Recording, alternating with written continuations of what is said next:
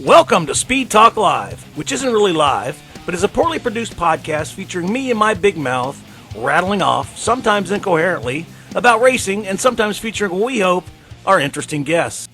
I'm Greg Engel. Let's get this party started.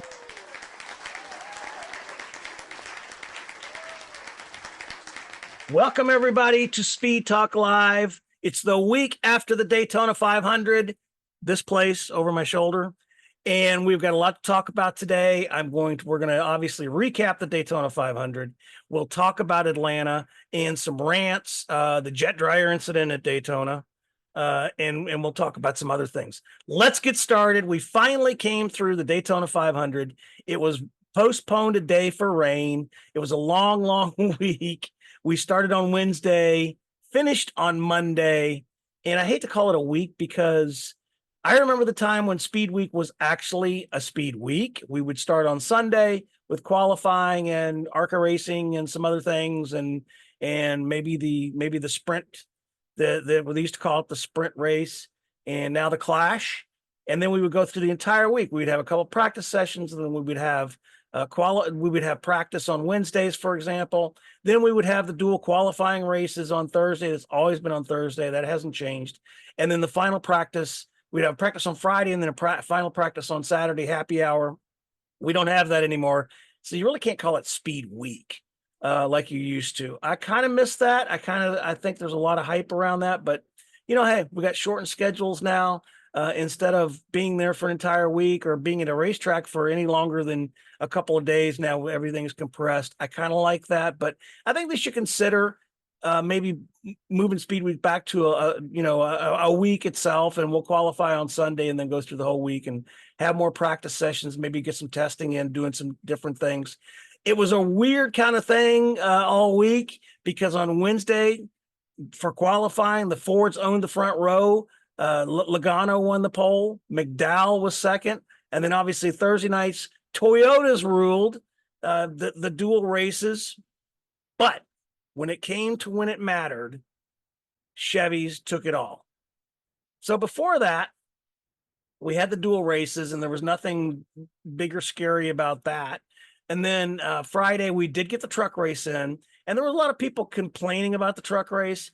There was people talking about it was a crash fest and all this. Well, guess what, boys and girls? It's super speedway racing. Those things will happen in the world of big-time stock car auto racing, and I think to try and get NASCAR to legislate that and to try to put more rules in effect, maybe stop a little bit of the pushing, but you know what?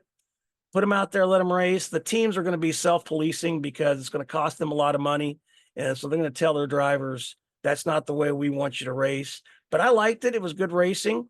Then Saturday was kind of iffy because we knew the rains were coming. They were forecast to be through start Saturday afternoon, go all the way through Sunday, and that's exactly what they did. I was actually at home in Orlando, didn't know whether I was going to go over there. They had some press conferences scheduled earlier in the morning, just before noon. I thought about going over to get those, but I saw the rain, so I figured there wasn't going to be any on-track activity. I'll get that right in a few minutes. But we started with the on-track activity. We were going to do the on-track activity. I saw the rains. And then when I saw them qualifying and they were actually doing Xfinity qualifying, I thought, you know what? I'll actually try to go over there because it looks like they make it this window in to get the Xfinity race in. So I rushed over there just as qualifying was ending, and the rains came. But to NASCAR's credit, we didn't sit around there a long time. By 5:30, they were done for the day, and they moved the Xfinity race until 11 a.m. Monday originally was going to be. So went home Saturday night. Sunday, when I got up, I was in a conundrum because do I go over there and set all day? Because to me, there are a few things worse than sitting in a racetrack all day in the rain, waiting for the rain to abate, knowing that it's probably going to be hopeless in this case. All the forecast showed that it was going to be continuing through the next day. So we'll call that Superstar Sunday because they still went ahead with all the press conferences. They had The Rock, of course, obviously, who gave the command. Pitbull, who's always a favorite guy to interview, and Miss America. Now, I really am not a guy who likes watch a lot of pageants and things, but what got my attention is the reigning Miss America this year is also a lieutenant in the Air Force. She's going to law school. A lot going on. Really, really cool. So I was a little disappointed I didn't get over there and say hi to her, but we still had those press conferences. And to NASCAR's credit, and I think you're going to see this going forward, they certainly did not wait all day to see if they could get a race in.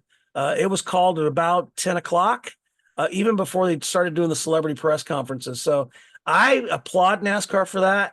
I don't think we could have done it like LA, where we moved the race back an entire day. I don't think you'll ever see that. And I think I've said that before. But these earlier calls that NASCAR is doing, hey, I'm all on board with that. By 9:30 a.m., we knew it wasn't going to happen. Flash forward to Monday. We were going to have the Xfinity race at 11 a.m. I didn't hear any different, so I go over there, and I get there about 9:30. I walked into the press box, and the first thing they said was the Xfinity race will now be at 9 o'clock tonight, approximately, after the Daytona 500. Okay, so I knew I was in for a long day. However, we were still scheduled to have the Daytona 500 at 4 o'clock, and by 12 o'clock, 12:30, the sun was starting to come out. The track was being dried. Interesting side note, they had a jet dryer incident, which was really funny. If you check my socials, I'm at Cup Scene on Twitter, now known as X, and I posted a picture. One of the jet dryers had slid down, and did something, and I talked to one of the NASCAR officials, and they said it burped, which spewed fuel out, right? So I put that down on the track, and it slowly slid down the banking in turn one and into another jet dryer that happened to be working its way along the bottom. So it wasn't really a tremendously big accident. And at first, I mean, you could tell, and I took the picture and I, again, posted on my socials. It went viral. And of course, all the Juan Pablo Montoya jokes came up. And for those of you who don't remember, I think it was 2012 when Juan Pablo Montoya hit a jet dryer during a caution period in a rescheduled Daytona 500 on a Monday night. I was sitting in the press box. I'll never forget it. I wasn't looking that way when it happened because it was a caution, but I did see a big ball of fire. Nobody was hurt in that incident, but it did coat the track in burning jet fuel. And I remember getting home the next day at sunrise. So it was reminiscent about that. So all the Juan Pablo Montoya jokes came out under my viral photo. So it was a lot of fun to see that. But there was also people that were complaining too about the fact that, oh, the track is dry. Why didn't we go ahead and you know, run the run the Xfinity race? Well, I didn't want to stay there till 9 p.m. to watch it. But I talked to some NASCAR officials, and it's like they said, we wouldn't have had time, no matter if we started at 1, say, for example, when the track was pretty close to being ready, we wouldn't have had time to get the Xfinity race in. And if there were any problems, a red flag, any crashes, a lot of cautions, anything like that, that would have messed up. That would have bumped into the time they were going to start on the pre-race for Daytona, the Daytona 500, which was about, I think it was going to start about 3:30. So I kind of see where they were going with that. But you know what? Fans will complain no matter what. And they were still saying they should have got it in. But I agree with NASCAR's decision on that. Although I didn't get home until 1 o'clock in the morning. But you know what? That's okay. That's the life we choose. And it was a good Xfinity race. Austin Hill won that Xfinity race. But William Byron won the Daytona 500. I thought it was a great win. Coming to the last lap, they had a last lap crash. NASCAR made the decision to throw the caution as Byron took the white flag. And according to their rules, that ended the race, giving Byron the win. Alex Bowman was second. And of course, because it's the 40th anniversary of Hendrick, everybody kept saying their conspiracy theory and, oh, NASCAR wanted the 24 and 24 to win it. 24 being the car number in 2024. And here we go with the conspiracy theories again, trying to award it to Rick Hendrick. Well, I'm sorry, boys and girls, but as I feel about all conspiracy theories, there is too much involved. There's too many people, There was no conspiracy theory. NASCAR did the right thing. They ended the race under caution. Byron won, and it wouldn't have mattered who was ahead at the moment of caution. That person would have still won it. I know Ross Chastain was happy. He was disappointed that he didn't win, but he was happy where he finished and the fact that he was actually in contention up until the last lap. So William Byron won it, and Rick Hendrick said, does he have a chip on his shoulder?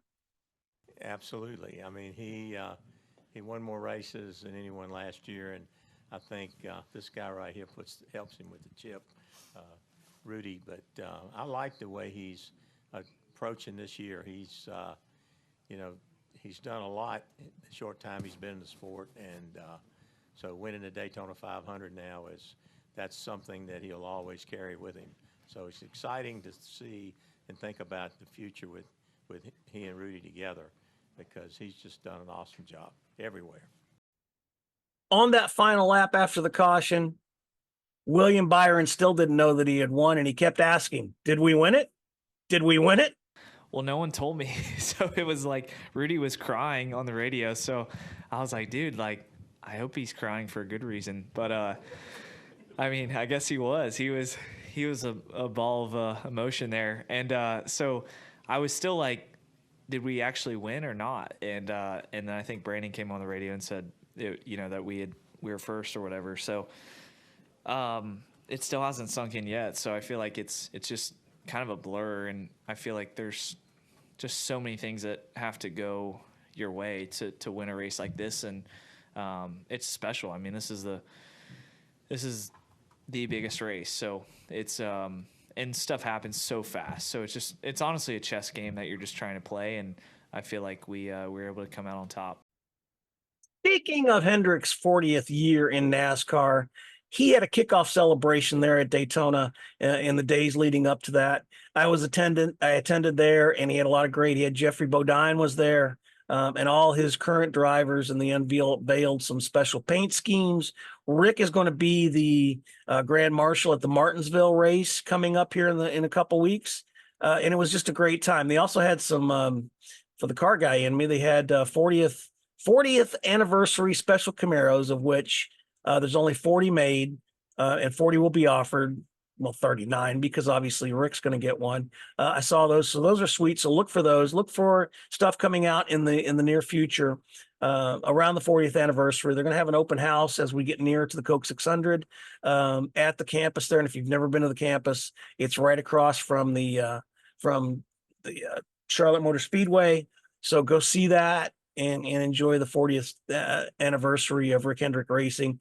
I remember when he came into the sport, and the win, ironically, on Monday came 40 years to the day when that team ran their first race there at Daytona, and I think they've come a long way. So it's Hendrick's ninth Daytona 500 win, which ties Petty Enterprises. It's Chevrolet's 51st Series Cup win at Daytona, which is amazing. And like I said, when you think about the fact that Ford's led the way in qualifying, Toyota won Thursday night, won the duels Thursday night, then you can't just dismiss the fact that Chevys weren't going to be there. And by gosh, they were. Now, the race leading up to that final lap, we had the big one, less than 10 laps to go. And obviously we had the red flag. The red flag was just over 15 minutes.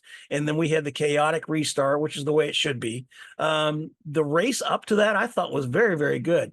There was no single file racing to be had. There was constantly two lines. There was a couple times there was three lines.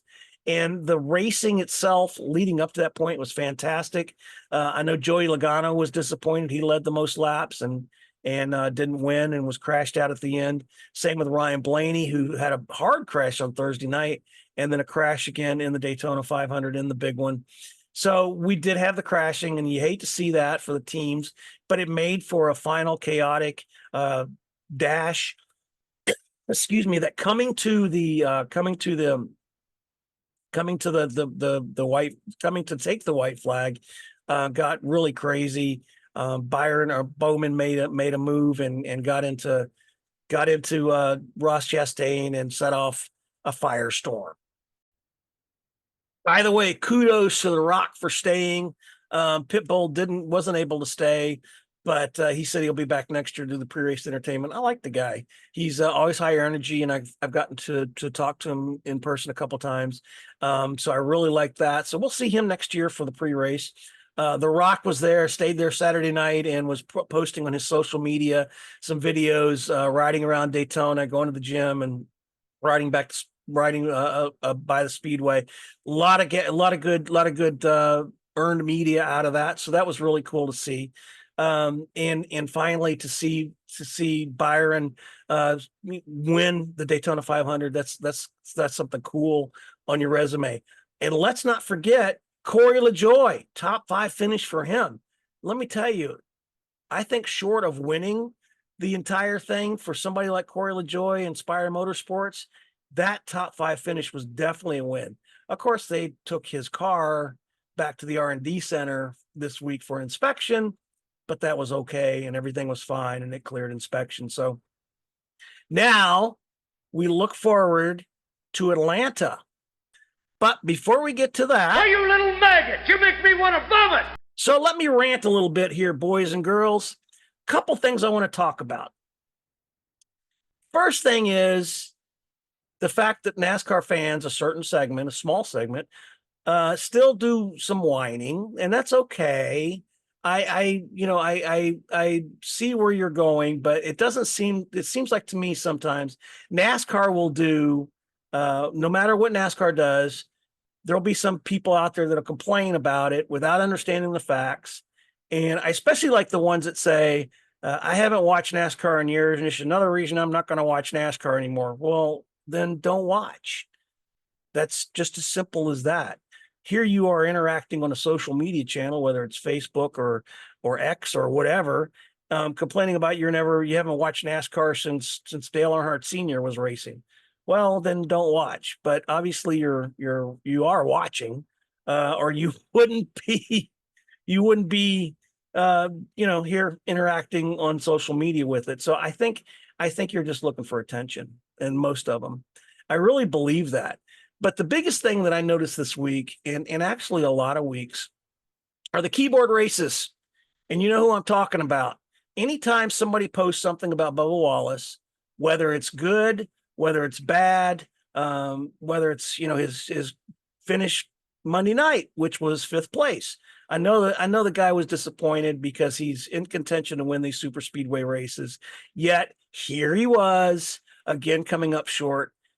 And I understand people will get upset, and maybe he'll, when he and Kyle Larson got into it last year, of course he deserved to get some backlash over that. What I'm talking about is these keyboard races, and you know who you are, and you show your true selves via a keyboard, and you're sitting in your mom's basement somewhere, and you're making racist comments and calling them bubbles and all this. The truth is this. I remember Darrell Wallace when he was just Darrell Wallace, and he was coming up through the program, and he came up through the Drive for Diversity program, and he was just starting out, and he really didn't take on the racial issues like I think, and this is just my opinion, when we had the reckoning back in 2021, when all the George Floyd stuff was going on, I think he had an awakening and realized that he needed to be a voice, and he stood up for that at a time when NASCAR was doing some reckoning, because let's face it, there has been some racist stuff in the past with NASCAR. Wendell Scott not being awarded his trophy, things like that. And they're trying to make that better. I'm glad they got rid of the Confederate flags. I'd like to see people of, diverse backgrounds and diverse cultures at races. I see more Black people at races, and I think it's awesome with their kids. And I see more people of color, and I love it. And I think Bubba Wallace has been a big part of that. And he stood to the forefront. But there was a time when that really, I don't think, concerned him, right? And I'm talking about before the George Floyd and before the awakening and things. He just wanted to be a race car driver. And now, after he stepped up, and I applaud him for it, and I think it's wonderful. You get the keyboard racists out there who are sitting in your mom's basement somewhere using hiding behind a keyboard. Let me tell you this. Let me tell you this. If you ever want to contact me and reach out through my social media channels or comment here on YouTube below, however you want to do it, and you want to come to a racetrack and you want to meet me, I will take you to Bubba Wallace and you can tell him exactly what you type out on under the comments on some of your posts. I dare you, defy you, invite you to do that. I don't think you will, because it's easier to hide behind that and not face the reality that Darrell Wallace is a good race car driver. He's going to get better, and he's done a great job to help grow this sport, especially in the last couple of years. And I hope he continues on that path. I take it this way: to when I see those people in those races, and I see the others, even some of the people that disparage NASCAR for whatever they do, and they say they're not going to watch it anymore, and they don't like the chase, and they don't like the playoffs, and they don't like stage racing, and they don't like this. You know, I consider those people to be trolls. And a lot of times I'll tell them things like, go back under your bridge and feed your goats, because we don't need you here. Not that everything needs to be positive. There can be some constructive criticism of the sport, and that's fine. But the people who just come on here and say, I'm not going to watch anymore, or NASCAR is dead, or whatever, you're just looking for attention. You really are. And you have nothing to add to the conversation. And, there's some constructive criticism, and I welcome that. But I also think, and I think this is a broader thing that's going on in our country, I think that there are some foreign actors who are using social media to try and stir up trouble and to try to divide us. And there are some who just simply put comments out there just to get a rise out of other people and to start arguments and fights. And I know I told somebody the other day when I saw that, I just answered, how's the weather in St. Petersburg, Sergi? So, I mean, come on. I think some of that's going on. I don't know how widespread it is in NASCAR, for instance, but I think it's there. But I think it's a bigger problem in America. And with our elections coming up, I'm scared to see that and hope that we can counteract that. So let me get off that soapbox. Let's talk about another thing that came up at Daytona: charters. So the teams have the charters. 36 teams have charters, guaranteeing entries. It's like a franchise system. And they've been negotiating with NASCAR to try to keep the charters around longer, because they're set to expire, I believe, at the end of this year.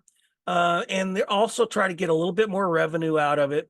So last week, came the announcement, oddly, through just one media channel, that the team owners had hired a group of lawyers to help with the negotiations, because NASCAR wasn't doing anything. Well, I saw that and I looked at the rest of the media outlets, including myself, and there was nothing, it wasn't that big a deal. Because here's what I think. Now, a little background here. I'm a consultant, a media consultant, full-time. I've worked with the media, public relations for government agencies and some big companies. How to, in consulting with them on how to deal with the media and how to get the attention of the media and how to get the attention of the general public at large. And there's something called posturing. Now, the teams saying that they're not making as much money, that if you were to believe them, these teams are going to shut down any minute, that they're going broke and they're going to file bankruptcy, and their bank accounts are empty. Well, if any team owner wants to show me their books, and obviously I would not expose them to the world, but if any team owner wants to show me proof that they're losing money, that they don't have enough sponsorship, and they're not getting enough money from NASCAR, show me. So show me the money. Because I'll tell you this, something that has me suspect when it comes to posturing is the fact that they hired these group of lawyers to help further the negotiations with NASCAR. Lawyers ain't cheap, ladies and gentlemen. So I wonder, if you're going broke, how are you coming up with all this money to hire these lawyers to negotiate with NASCAR? Now, in defense of that, let me say this. I do believe that NASCAR could probably bend a little bit and do some different things, and maybe we could come to an agreement, because I think you've always, when you have two sides to every story and you have a problem and you've got one side over here and you've got another side over here, the answer to everything is here. So I think we're not getting the both sides of it, because NASCAR obviously has been quiet, according to the team, and they don't want to negotiate, and they've offered their best deal, so to speak. So that being said, I wonder, because NASCAR used to be a publicly traded company back in the day when there was International Speedway Corporation. NASCAR was a part of it, and you could kind of roughly understand how much money they were generating. That doesn't happen anymore. It's now back to a family-owned company. Here's the thing: if these teams want to say, I don't know what they're threatening, but people are kind of insinuating that they could just go elsewhere or they could not race anymore, which I don't believe, because where are you going to go? If you've got a stock car team that's for NASCAR, that's set with NASCAR, set to race in NASCAR, where are you going to go with that? What are you going to go buy some Indy cars? You're certainly not going to get into F1. So I think that's, again, pointing to me thinking that this is a lot of posturing. Now, for the NASCAR side, I remember this. Big Bill France started this sport way back in 1947. And if he was around, he wouldn't put up with this stuff. If you remember, and I believe it was 1969 Talladega, when the drivers tried to unionize, that didn't go so well. He actually held a race at Talladega, and I believe it had to do with tires, and the drivers were revolting and refusing to race. Well, Bill France Sr. just put on a race and had journeyman drivers out there, and he had a race, which killed any thought of the drivers ever trying to unionize or get together. I think we had Bill France Jr. after that. And he was the same way. He would call you into the holler, and you knew that the France family was fully in charge of this sport. Same when you had Brian France, and I know I wasn't a fan of Brian France, but you still had a very visible person in control of the sport, and you knew them, you talked to them, they would face the media. What we have today, because it is it's this. That's right. Crickets. You hear nothing from NASCAR. Now, I'm not trying to tell them what to do. I'm not saying that they need to have, statements put out about this or say anything about it. But I think if there was a Bill France or a Brian France or a Bill France Jr. around, we would hear something.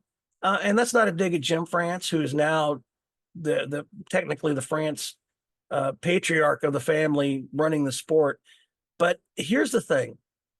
Since Jim France has been in charge, and he's well respected in the garage, well respected in the sports car community, and in the NASCAR industry, really respected guy. But since he's taken control of the sport, how many press conferences has he had? Well, again, crickets. We don't talk to the guy much. He doesn't come and talk. We don't have press conferences with him. He doesn't come and talk and have a scrum. Brian France or Bill France Sr. or Bill France Jr., I'll get it right at some point, used to come into the cafeteria at whatever track we were at, and he would simply walk in, sit down, and start talking.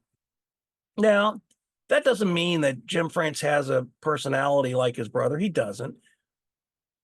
But we need that again. We need to get some kind of thing going with NASCAR. We have some talk with the family and some lines to the family. Now, that's not to say that Ben Kennedy is not the man. He will be, I think, and he's going to be a great guy. I just hope that he doesn't get caught up as he rises up through the ranks and he's learning his craft, that he doesn't become a suit. And we have those Steve O'Donnell and the guys with the executive staff are great, but they're corporate executives.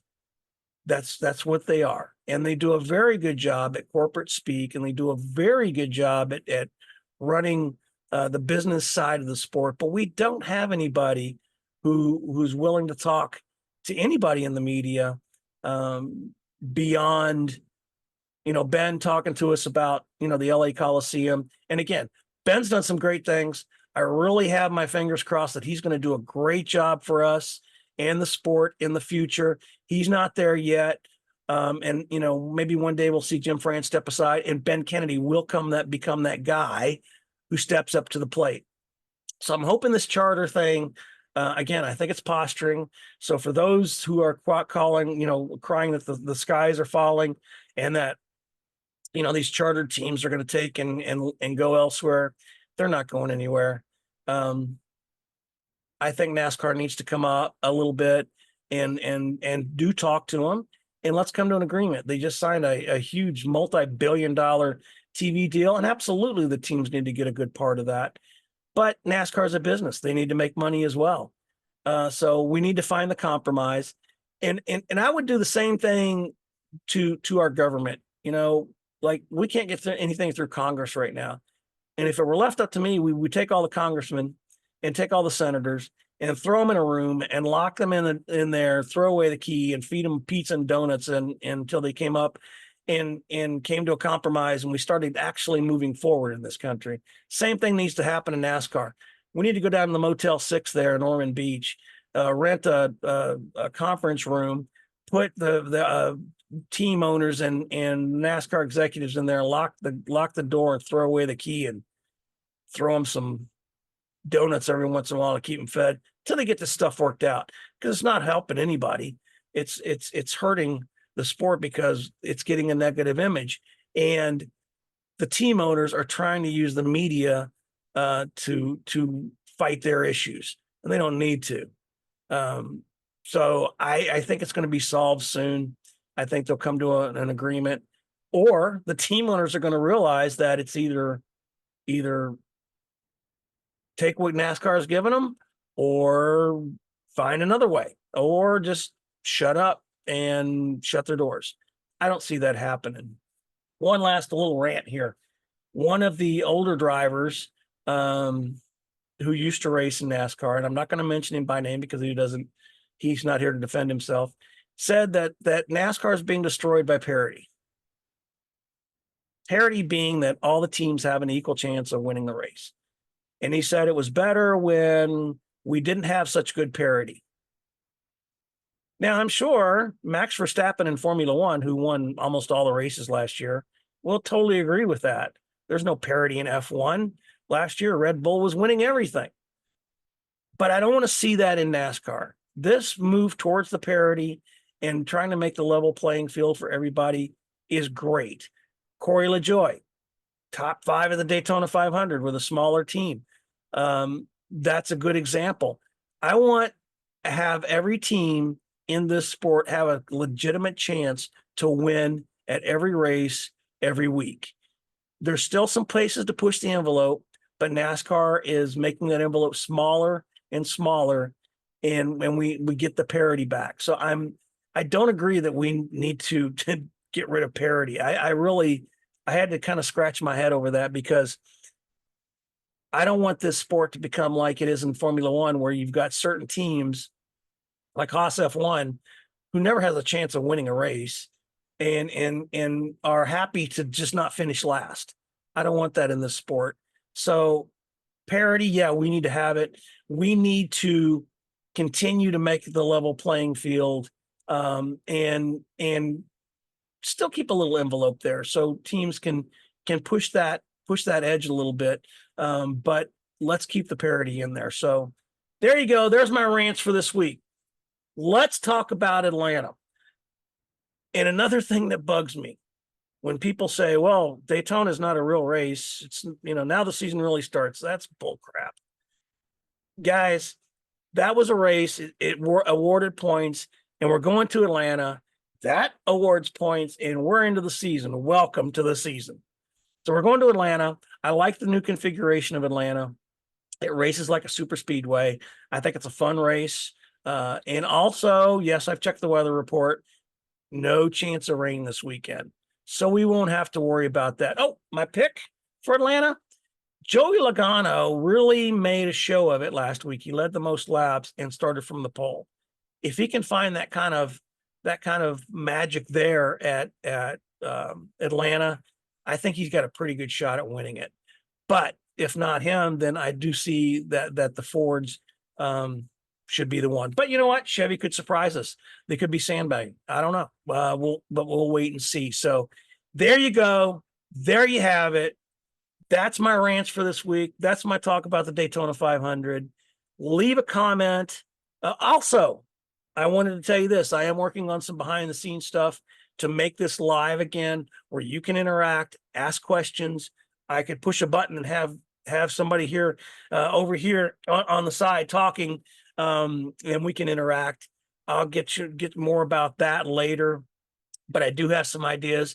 If there's some ideas you'd like to see, some subjects you'd like to talk about, by all means, let me know in the comments. You can also email me, editor@cupscene.com. Please feel free to send me a note, and just don't send me a note to tell me how bad I am. I know it sucks. That's a different story for a different time. Anyway, have a great rest of your week. Next week, we'll talk about Atlanta and moving forward, and we'll see if there's been any movement on those charters. Thanks, everybody. Have a great week. Bye.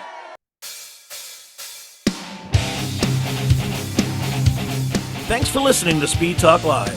For questions or just to tell us how bad our production is or to leave other feedback, leave us a comment below. For all the latest NASCAR news, visit www.cupscene.com. Until next time, peace out and let's go racing.